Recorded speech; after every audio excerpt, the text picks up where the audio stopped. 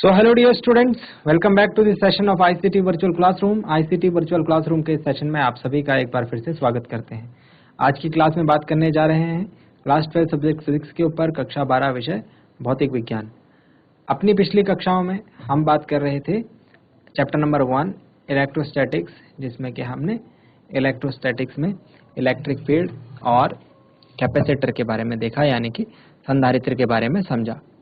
आज की क्लास में एक नया टॉपिक स्टार्ट करने जा रहे हैं। चैप्टर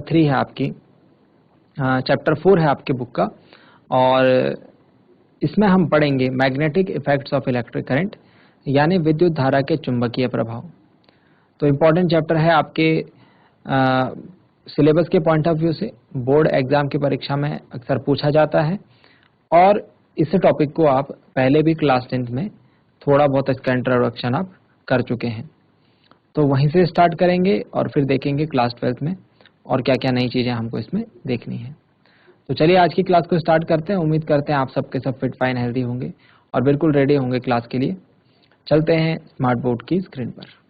धारा के चुंबकीय प्रभाव एवं चुंबकत्व, magnetic effects of current and magnetism. कहानी स्टार्ट करते हैं क्लास 10th से। एक साइंटिस्ट थे ओरस्टेड नाम के, है ना। तो इन्होंने क्या किया,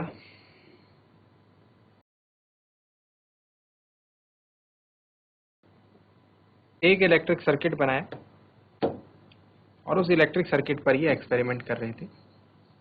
उस इलेक्ट्रिक सर्किट पर ये क्या है, एक्सपेरिमेंट कर रहे थे। सर्किट में एक बैटरी लगी थी, स्विच लगा था, और एक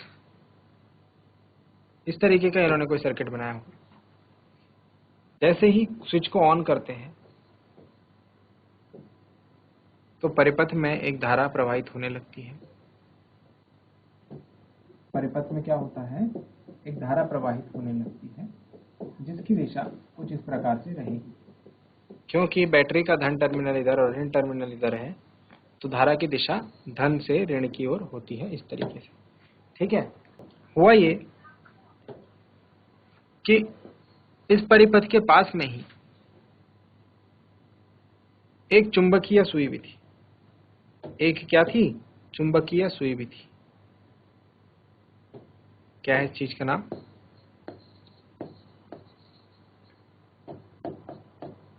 मैग्नेटिक नीडल, चुंबकीय सुई। क्या काम करती है चुंबकीय सुई? ये चुंबकीय सुई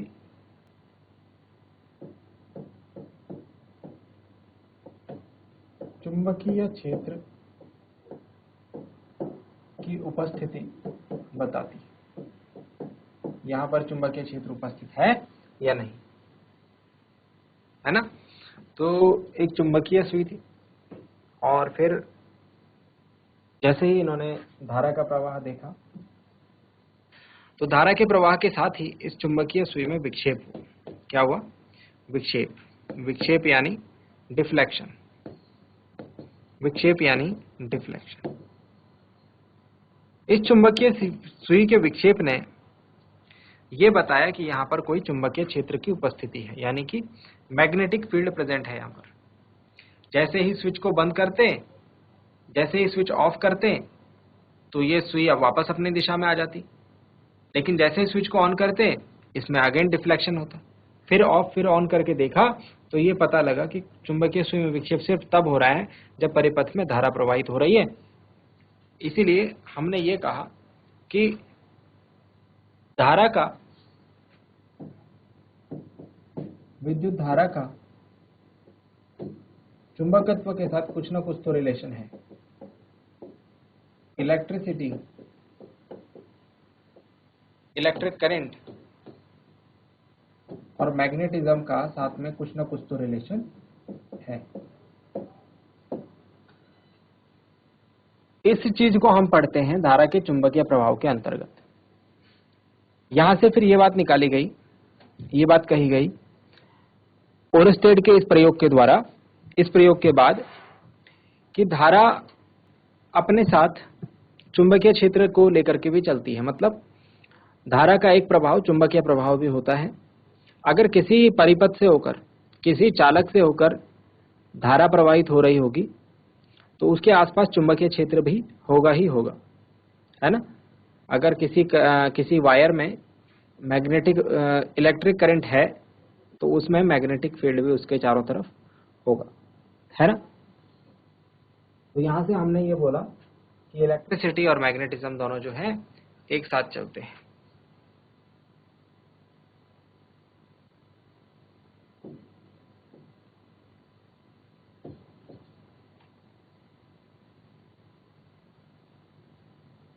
ओरस्टेड के प्रयोग से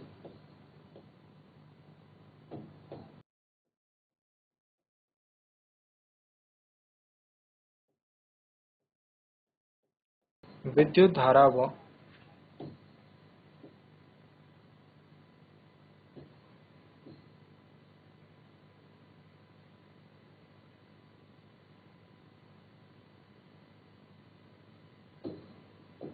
चुंबकत्व के मध्य संबंध का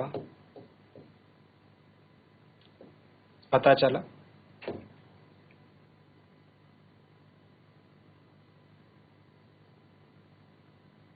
इसे हम धारा का चुंबकीय प्रभाव कहते हैं। इतनी बातें जल्दी से नोट डाउन करेंगे। ये सर्किट बनाएंगे, ऊपर लिखेंगे ओरस्टेड एक्सपेरिमेंट।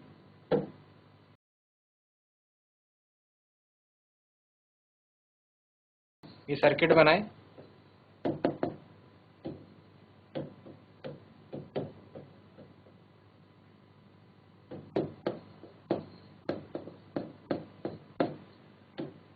ओरस्टेड का प्रयोग।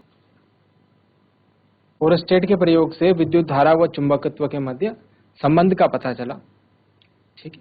और ओरस्टेड के एक्सपेरिमेंट ने हमें ये बता दिया था कि इलेक्ट्रिक करंट और मैग्नेटिज्म यानी कि धारा और चुंबकीय क्षेत्र एक दूसरे से संबंधित है। आगे चैप्टर में हम इसी के ऊपर बात करेंगे।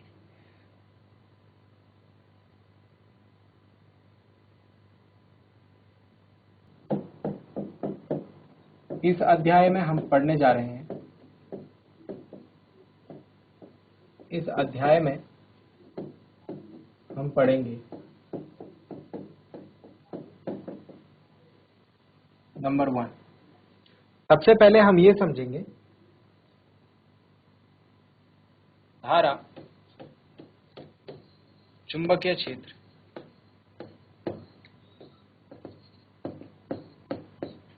कैसे उत्पन्न करती है।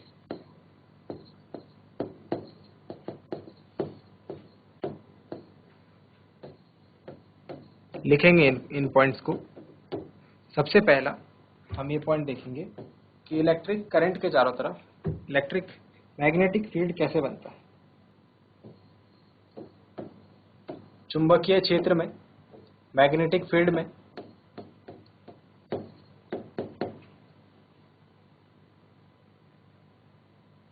यदि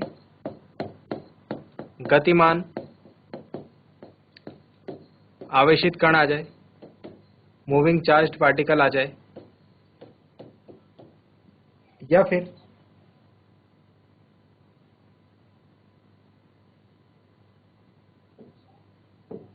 धारावाही चालक हो, तो उस पर बल लगता है। क्यों लगता है, कैसे लगता है, कितना लगेगा, उसके बारे में पढ़ेंगे।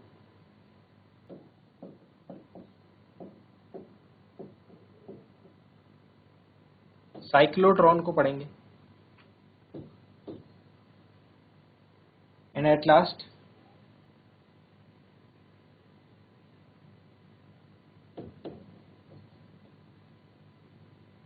गैल्वेनोमीटर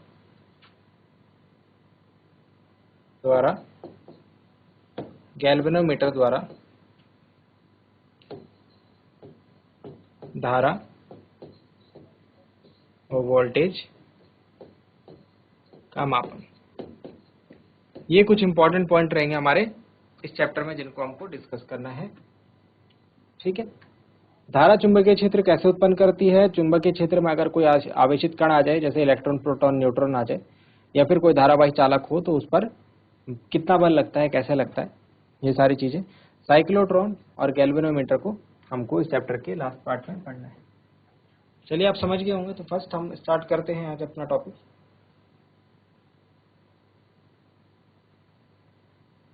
इसमें हम बात करेंगे मैग्नेटिक फील्ड के ऊपर, चुंबकीय क्षेत्र के ऊपर।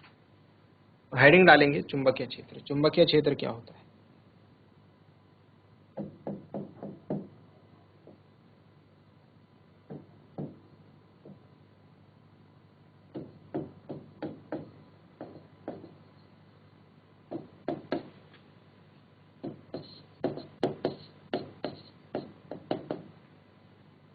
मैग्नेटिक फील्ड में लिखेंगे किसी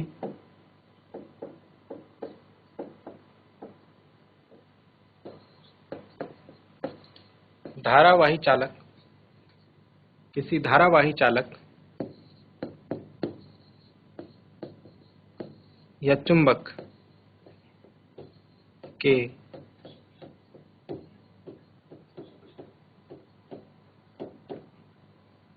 चारों ओर का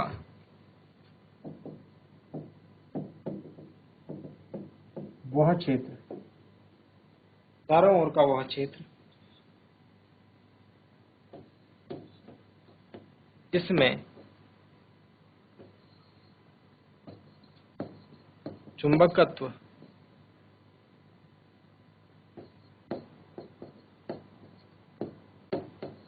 महसूस किया जा सके, जिसमें चुंबकत्व महसूस किया जा सके, मैग्नेटिक प्रॉपर्टी को हम लोग जिसमें फील कर पाए, उसे हम उस चुंबक के चारों ओर का या फिर धारावाही चालक का चुंबकीय क्षेत्र कहते हैं।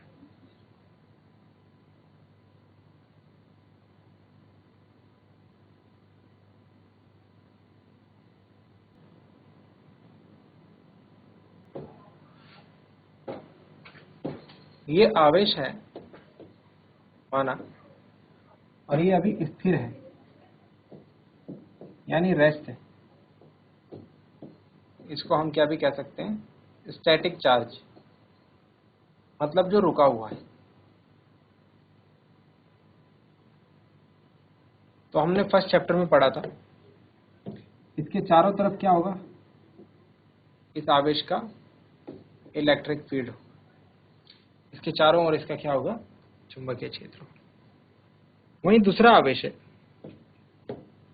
एक और आवेश है, और ये आवेश भी वेग से गतिमान है। ये क्या है, ये गतिमान आवेश है, ये रुका हुआ नहीं है, यानी मूविंग चार्ज।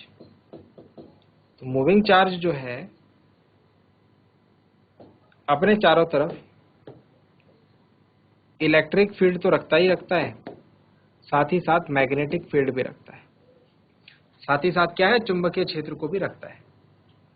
ठीक है, एक गतिमान आवेश के कारण उत्पन्न होने वाले क्षेत्र कौन कौन से होते हैं? विद्युत क्षेत्र व चुंबकीय क्षेत्र होते हैं। फिलहाल चुंबकीय क्षेत्र को हम कैपिटल V वेक्टर द्वारा प्रदर्शित करते हैं।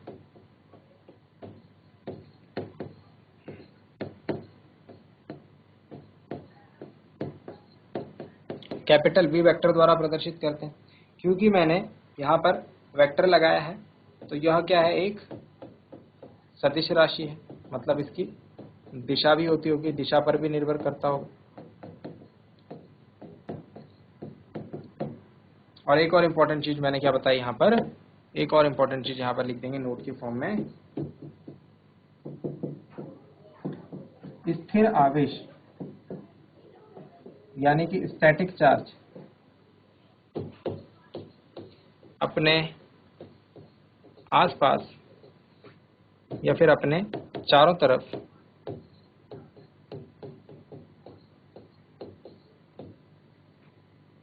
वैद्युत क्षेत्र उत्पन्न करता है,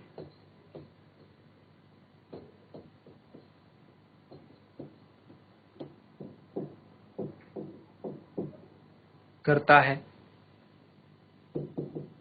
जबकि गतिमान आवेश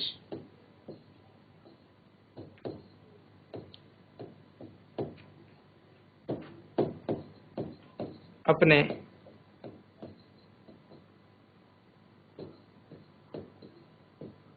चारों तरफ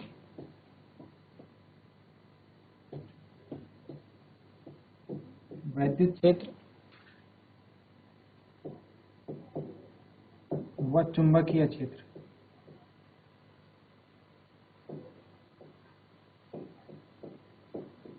दोनों को उत्पन्न करता है। ठीक हो गया।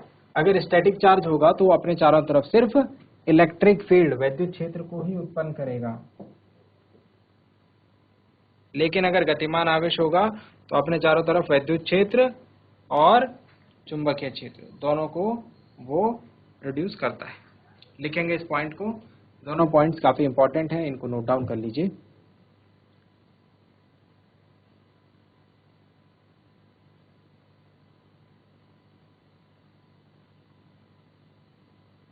नेक्स्ट पॉइंट में हम डिस्कस करेंगे कि इस चुंबकीय क्षेत्र को नापा कैसे जाए।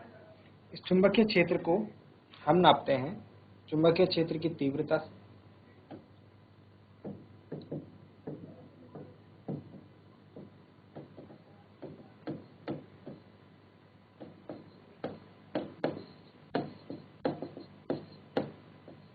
चुंबकीय क्षेत्र की प्रबलता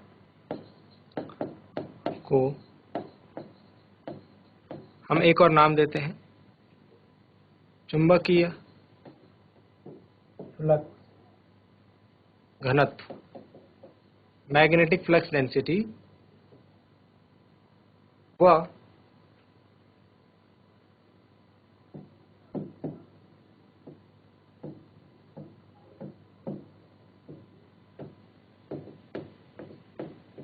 चुंबकीय प्रेरण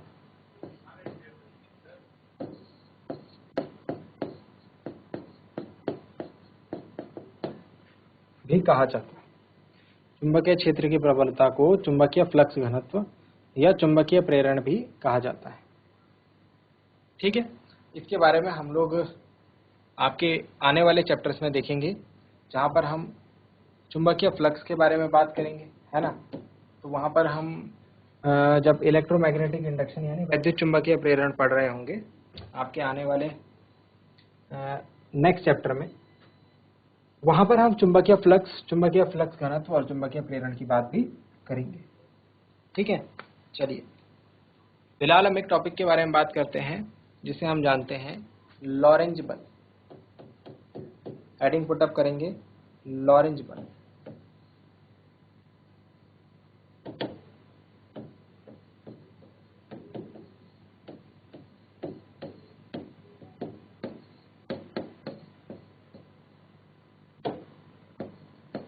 लॉरेंज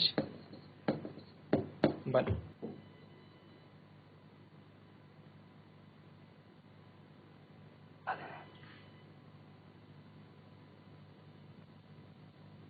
लॉरेंज बल के अकॉर्डिंग अगर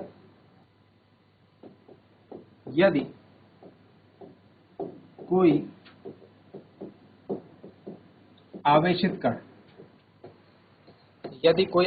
कण एक समान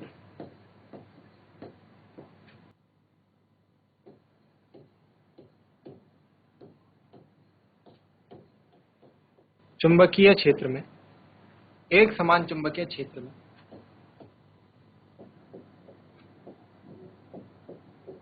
गति करता है, यदि कोई आवेशित कण एक समान चुंबकीय क्षेत्र में गति करता है तो उस पर एक बल कार्य करता है, ठीक है।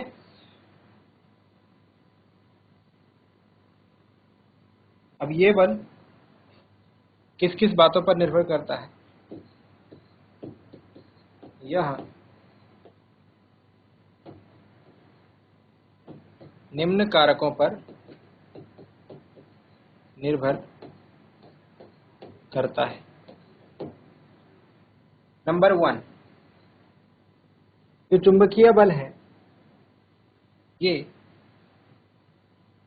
आवेश के परिमाण के अनुक्रमानुपाती होता है। नंबर 2, ये चुंबकीय बल वेग के साइन घटक की, वेग आप जानते हैं एक सदिश राशि है, velocity is an vector quantity, तो इसके दो घटक होंगे, तो इसके दो कंपोनेंट्स होंगे, है ना। रेजोल्यूशन ऑफ वेक्टर्स, दो कंपोनेंट्स होंगे। जैसे ये थीटा एंगल है, ये कॉस का कंपोनेंट होगा, और इसका जो लंब घटक होगा ये भी साइन थीटा होगा, साइन का कंपोनेंट, है ना। सदिशों को हम इस प्रकार से तोड़ते हैं दो पार्ट्स में, है ना। जिसके साथ थीटा बना है वो कॉस का घटक और बाकी दूसरा वाला साइन का घटक। तो साइन का घटक, जो वेग का साइन घटक होगा, उसके सीधे सीधे अनुक्रमानुपाती होगा कौन? बल, ठीक है। और तीसरा, जो चुंबकीय क्षेत्र है, जो चुंबकीय क्षेत्र है उसके भी अनुक्रमानुपाती, ठीक है। चुंबकीय क्षेत्र के परिमाण के भी अनुक्रमानुपाती होगा। जब मैं इन तीनों बातों को मिला दूं, जब मैं इन तीनों बातों को मिला दूंगा, देखिए क्या रिलेशन आता है हमारे पास।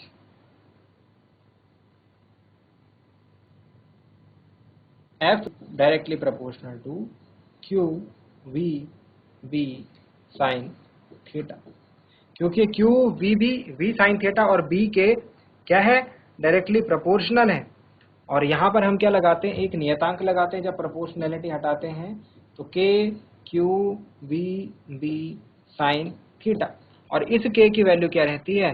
1 रहती है। SI यूनिट में इस K की वैल्यू जो है वो 1 रहती है। तो फाइनल फॉर्मूला क्या बन गया भाई हमारे पास? बताएं जरा।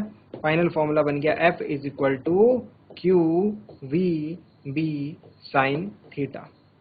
तो ये Q V B sine theta जो है ये बल है। कौन सा बल? किस बल का परिमाण? अगर कोई चुंबकीय क्षेत्र में, एक समान चुंबकीय क्षेत्र में कोई आवेशित कण गति करता है तो ये उसका परिमाण है Q V B sine theta.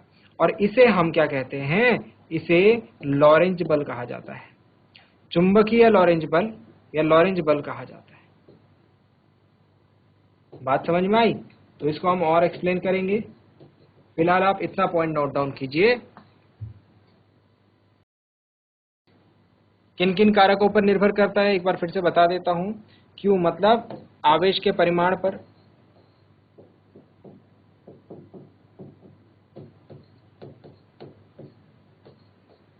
दूसरा वेग के लंब घटक के, और तीसरा चुंबकीय क्षेत्र के परिमाण पर।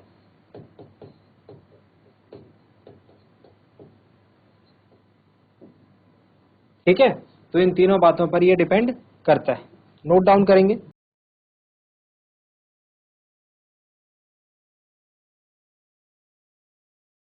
तो उम्मीद करते हैं आज की क्लास में आपको जो बातें बताई गई समझ में आए होंगे, इंटरेस्टिंग लगे होंगे और कुछ नया सीखने को जरूर मिला होगा। साथ ही साथ ये भी उम्मीद करते हैं घर से आप इन चीजों को एक बार रिवाइज करके जरूर लाएंगे। अगली क्लास में मिलते हैं ऐसे ही किसी इंपॉर्टेंट और इंटरेस्टिंग टॉपिक के साथ। क्लास से जुड़े रहने के लिए आप सभी का बहुत बहुत धन्यवाद। Thank you very much and have a nice day.